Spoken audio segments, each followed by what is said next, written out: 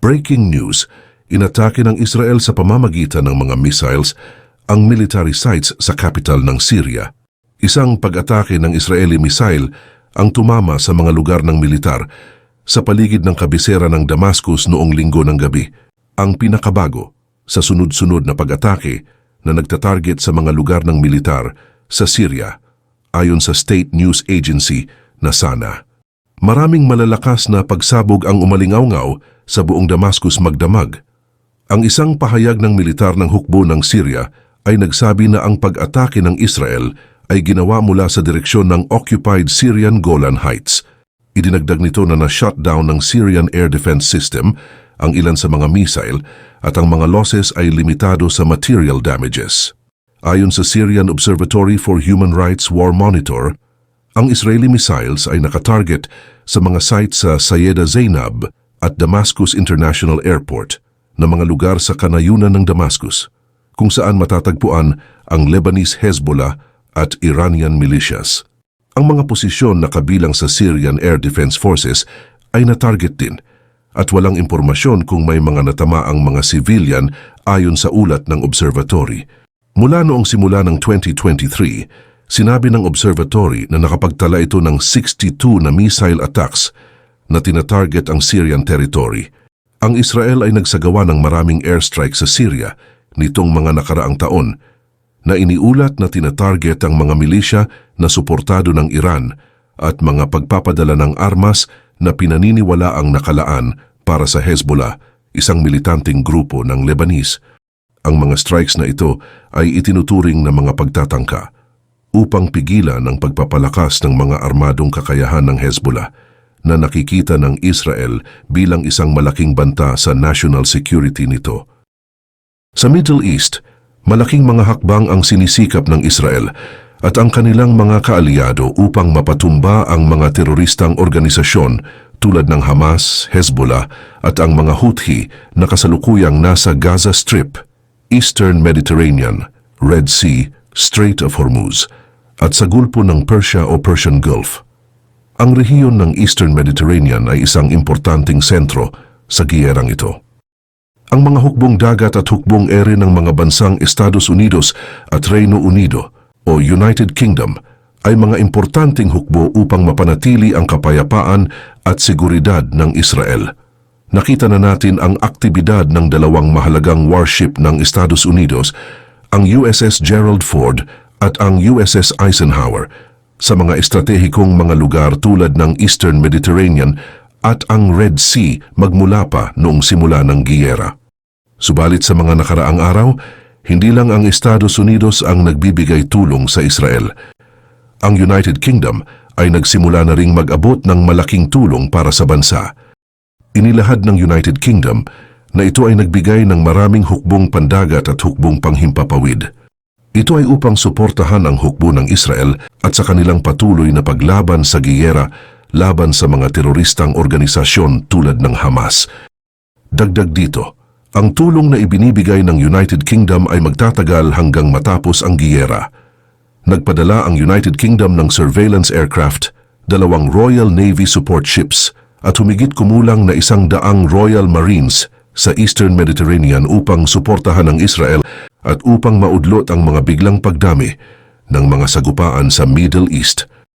Mula pa noong Oktubre 2023, naiulat ng online flight services ang presensya ng Royal Air Forces o RAF Intelligence Surveillance at mga reconnaissance aircraft na patuloy na naghahatid ng kanilang operasyon sa rehiyon ng Eastern Mediterranean ayon sa RAF Akrotiri, ang kilalang airbase ng United Kingdom na matatagpuan sa Cyprus.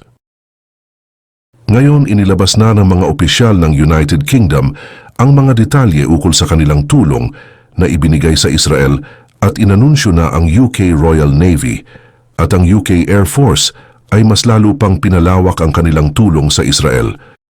Sinagot naman ng UK Secretary State for the Armed Forces na si James Happy sa House of Commons ang ilang mga tanong ng madla. Isa rito ang patungkol sa pag-deploy ng 100 fighter jets sa Eastern Mediterranean upang tulungan ang Israel at sagutin ang mga malawak na issue tungkol sa seguridad. Inanunsyo rin ni James Happy na ang Royal Air Force ay magtatalaga rin ng 3 Merlin gunships bilang parte ng aerial surveillance support sa Israel at sa kanilang operasyon laban sa teroristang grupo na Hamas na kasalukuyang nasa Gaza. Pinaliwanag ng mas mabuti ni Hippie ang paglawak ng kanilang pagtulong sa Israel at inilahad ang mga detalye tulad ng kanilang nais na mas mapalawig ang kanilang surveillance aid upang mas bumuti ang kamalayan ng Israel sa mga posibleng atake. Kaya naman sila ay nagpadala ng mga malalaking armada tulad ng RAF Boeing P-8A, Poseidon M1 Maritime multi-mission aircraft at iba pang mga assets. Ito ay para lalong mas mapanatag ang kanilang regional partners. Dagdag dito, magsasagawa rin ang militar ng United Kingdom ng mga surveillance flights sa Gaza upang hanapin ang mga bilanggo na tinatago ng Hamas. Ang United Kingdom ay sasapi sa Estados Unidos sa pagsuporta sa Israel laban sa giyera na kinakaharap nito, laban naman sa mga armadong grupo ng Palestine. Sinabi naman ng British Ministry of Defense na hindi ibinunyag ni Hippie ang mga detalye ng kanilang mga surveillance flights para sa seguridad. Pero binigyan din nito ang kanilang planong pigilan ang paglipat ng mga armas ng mga teroristang grupo at ang kanilang planong palaguin ang seguridad ng rehiyon. Nagsimula na rin ang pagbibigay tulong ng mga surveillance drones ng Estados Unidos at United Kingdom, pati na rin ang buong intelligence forces ng parehong bansa ilang araw lamang noong nagsimula ang giyera. Ang Estados Unidos at ang United Kingdom ay parehong nagbigay ng kritikal na kaalaman sa Israel gamit ang mga litrato na kuha ng mga satellite at drone. Pinaniniwalaan na nakatulong ang mga impormasyon na nakalap dito sa Israeli Defense Forces o IDF upang kilalanin ang mga lider ng grupong Hamas, mga lokasyon ng kanilang lagusan, at ang headquarter mismo ng Hamas. Unti-unting nalutas ang misteryo patungkol sa mga impormasyon ng Hamas salamat sa tulong ng mga flights na ginawa ng UK Air Force sa mga kritikal na rehiyon ng Israel. Malaki rin ang ginampanan ng RAF Akrotiri, ang pinakamalaking airbase sa Cyprus, dahil nakita sa kanilang mga dokumento na araw-araw sila ay merong transport flights patungo sa kapital ng Israel na Tel Aviv. Samantala, ibinunyag naman ng Declassified, ang isang media outlet na nakabase sa United Kingdom, na meron 33 na RAF jet flights na naganap mula Cyprus hanggang sa paliparan ng Tel Aviv na Ben Gurion Airport. Ito ay mula pa noong nagsimula pa lamang ang gera ng Israel laban sa teroristang grupo na Hamas. Kinilala ng UK Ministry of Defense ang 17 na flights papunta sa Tel Aviv, ngunit hindi klinaro ng ministro ang timeline o pagkasunod-sunod ng mga numero na ito. Sinabi naman ni Secretary of Ministry of Defense James Hippie na ang 17 na flights na ito ay tunay ngang ipinadala sa Israel bilang tulong at pangatwiranan ang kanilang diplomatic engagement, pati na rin ang paglikom sa mga Briton na mga mamamayan sa Israel na nais umalis. Nilinaw rin na wala ring lethal aid ang dinala ng mga flights na ito. Ang unang naitalang paglipad ay galing sa Breeze Norton, ang pangunahing base ng RAF sa Oxfordshire, na umalis ng 11 ng Oktubre, saktong 4 na araw pagkatapos magsimula ang Israel sa kanilang bombing campaign laban sa mga teroristang organisasyon na Hamas sa Gaza. Paano nga ba nakakapag-abot ng tulong ang sentro ng air power ng United Kingdom sa Eastern Mediterranean na nakapwesto sa isang estratehikong lugar? Ayon sa kasaysayan, ang RAF Akrotiri ay nagsisilbing isang importanteng staging point para sa mga bombing campaigns ng mga Briton dahil ito ay nakapwesto ng 280 milya ng layo sa Tel Aviv. Sa loob ng 40 minuto, nakakarating na agad ang mga pang-airing behikulo dito. Ito ay hindi lang nagsisilbi bilang isang pwesto ng pagtulong sa reconnaissance at surveillance missions sa Israel, ngunit ito rin ay nagmimistulang bulto ng kapayapaan at katahimikan sa Middle East upang impisin ang takot na dala ng Hamas sa mga residente ng Gaza. Dagdag dito, isinaad ni UK Secretary of State for the Armed Forces James Hippie na dineploy na ang RAF Boeing C-17A Globemaster III at ang Airbus A400BAM Atlas aircraft para sa mga makatao o humanitarian na paglipad. Inilathala rin ni UK Secretary of the State na minamatyagan rin nila ang aktibidad ng classified na Shadow R1 surveillance aircraft na naglalayag ng operasyon sa parehong mga rehiyon kung saan naroroon ang mga naunang mga aircraft para sa pagdala ng humanitarian aid sa Egypt. Inilahad din ni Happy na labis nilang naiintindihan ang level ng pagkasensitibo ng sitwasyon na ito, kaya naman pinadala ng United Kingdom ang PH-8 at iba pang surveillance assets para lalong palawakin ang situational awareness sa rehiyon, para na rin mapanatag ang loob ng kanilang mga kakampi. Dagdag pa dito, upang mas lalong suportahan ang Israel, nanatiling aktibo ang United Kingdom sa loob ng lugar ng giyera gamit ang kanilang hukbong pandagat upang suportahan ang Israel at pigilan ang Hamas na tuluyang magdala ng pinsala sa mga mamamayan ng Gaza. Ibinahagi naman ni James Heapy, Secretary of State for the Armed Forces ng United Kingdom, ang kanilang mga pag-a-analyze sa isyu ng giyera na ito.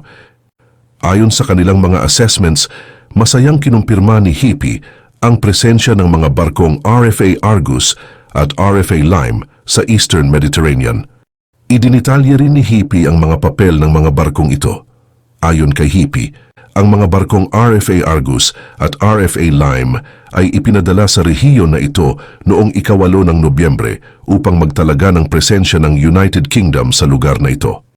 Ang pagtatalaga ng mga barko sa rehiyon na ito ay inilalagay ang United Kingdom sa isang pwesto kung saan maari silang rumisponde agad sa isang krisis na makatao kung kakailanganin man.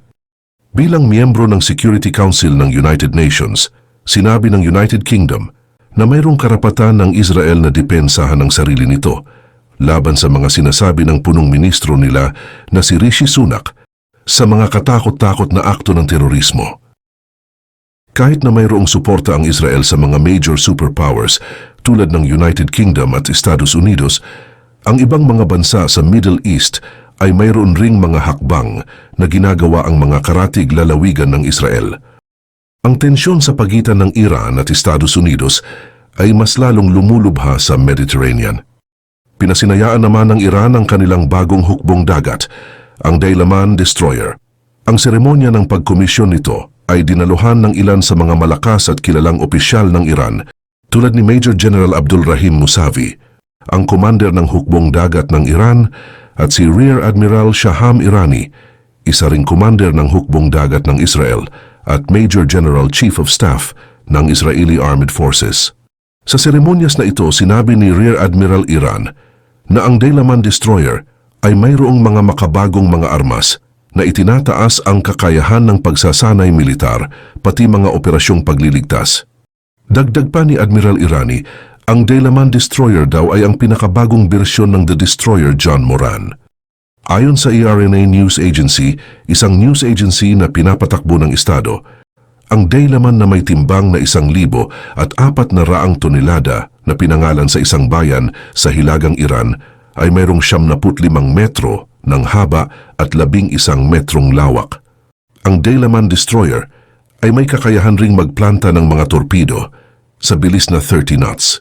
Ayon sa mga balita, ang Daylaman Destroyer ay kayang makapag-detect ng higit 100 mga bagay tulad ng mga eroplano, helicopter, drones, barko, pati na rin mga submarine gamit ang pinakabagong teknolohiya.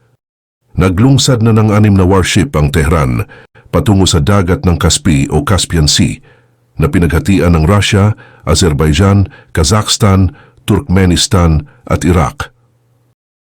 Subalit, ang presensya militar ng mga miyembro ng NATO sa rehiyon na ito ay higit na mas malakas at mas mainam sa pagudlot ng mga tangkang pag-atake ng Iran. Sa madaling salita, habang nakikipaglaban ang mga puwersa ng Israel laban sa mga teroristang organisasyon sa tulong ng mga miyembro ng NATO, mas pinipili ng Iran na gamitin ang prosesong ito para sa kanilang sariling interes.